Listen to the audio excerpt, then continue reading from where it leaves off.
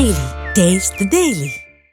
குடும்பத்துடன் கடற்கரைக்கு சென்ற பெண்களை மது போதையில் இருந்த நபர்கள் தகராறில் ஈடுபட்டு தாக்கிய அதிர்ச்சியூட்டும் காட்சிகள்தான் இவை.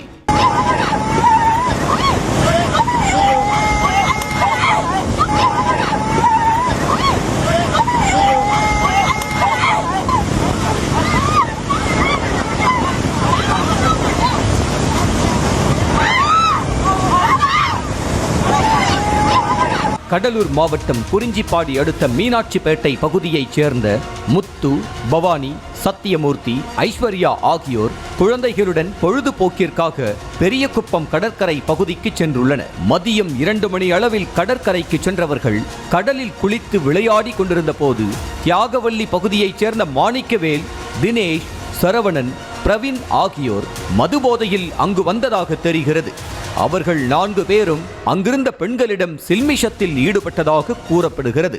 நேற்று நாங்கள் பெரிய குப்பத்துக்கு பீச்சுக்கு நாங்கள் எங்கள் அண்ணன் ஒய்ஃபு எங்கள் வீட்டுக்காரங்க எங்கள் குழந்தைங்களோட ஒரு திருநங்கை எல்லாமே நாங்கள் பீச்சுக்கு போயிருக்கும் போது நாங்கள் போனது ஒரு 2 மணி போல் நாங்கள் போனோம். குளிச்சுட்டே இருக்கும்போது 4 மணி இருக்கும்போது அங்கேருந்து நிறையா போதையில் எல்லாருமே வந்தாங்க. சரி, அவங்க போதையில் வராங்கன்ட்டு நாங்கள் கரைக்கு வரும்போது அவங்க திருப்பி கிட்டக்க வந்து ரொம்ப அசிங்கமாக பேசிக்கிட்டே கிட்டக்க வந்தாங்க. சரி, அவங்க வராங்களேன்னு தள்ளி போகிறப்போ இன்னும் திருப்பி கிட்டக்க வந்துகிட்டே இருந்தாங்க.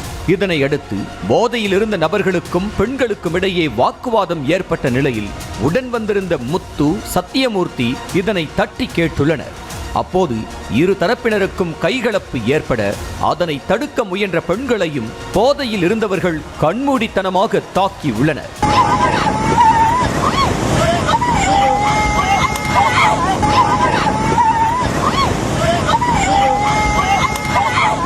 போதையில் இருந்த நபர்கள் தாக்கியதோடு நிறுத்திக் கொள்ளாமல் தியாகவல்லியை கடந்து தான் செல்ல வேண்டும் எனவும் அங்கு ஆட்களை நிறுத்துகிறோம் பார்க்கிறியா என மிரட்டியதால் பரங்கிப்பேட்டை வழியாக சிதம்பரம் சென்று பின்னர் குறிஞ்சிப்பேட்டை வருவதற்குள் இரவு 9:30 ஆகிவிட்டதாக பவானி தெரிவித்தார்.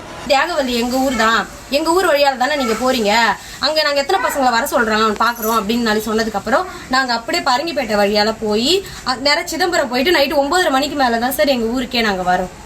மேலும் கடற்கரையில் நடந்த தாக்குதல் குறித்து முத்து வீடியோ ஆதாரங்களுடன் புதுச்சத்திரம் காவல் நிலையத்தில் புகார் அளித்துள்ளார்.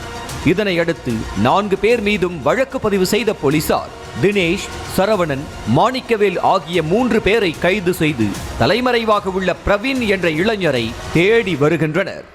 நியூஸ் தமிழ் செய்திகளுக்காக புவனகிரி செய்தியாளர் வினோத்.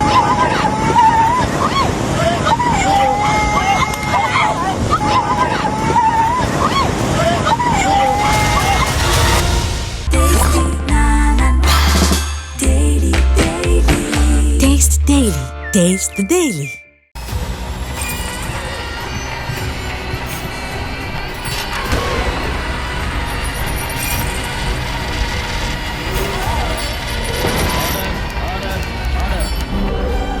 நிகழ்தகவு குற்றங்களின் மறுபரிமாணம்.